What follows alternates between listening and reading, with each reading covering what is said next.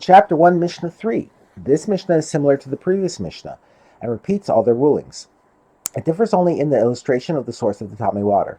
Whereas the previous Mishnah illustrate an example of a drop of Tamei water falling into the puddle, i.e. when a Tamei person drinks from it or its water is drawn with a Tamei container. This Mishnah simply states generally that Tamei water fell into the puddle without specifying any details.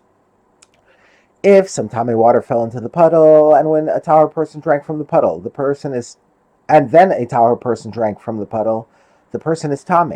We suspect that he drank some of the Tamei water, which in turn made him Tamei. The Mishnah gives a second example of Tuma caused by Tamei water falling into the puddle.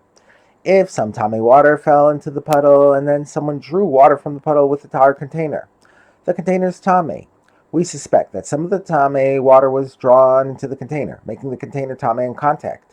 The Mishnah gives a third example of Tuma caused by Tamei water falling in. If Tamei water fell into the puddle and afterward a loaf of terumah fell into the puddle, then it depends.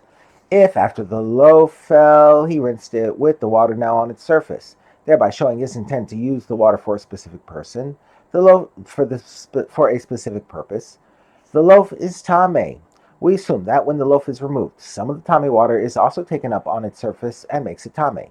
Since the rest of the water on the loaf's surface is no longer immune to Tuma, it cannot nullify the Tamei water. However, if he did not rinse the loaf after it fell into the puddle, the loaf is Tahor. Since the water was not removed from the puddle for any purpose, it remains immune to Tuma and is thus capable of nullifying the Tamei water on the loaf. Hence, the loaf remains Tahor. The previous Tana's view is that if the loaf was not rinsed, it remains Tahor. This view is also cited at the end of Mishnahs 1 and 2.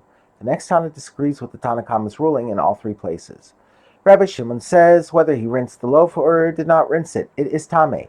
We must be concerned for the possibility that the Tahor water dripped off the loaf before the Tamei water did. Since the Tamei water remained alone on the loaf without the Tahor water to nullify it, it became reactivated and made the loaf Tamei.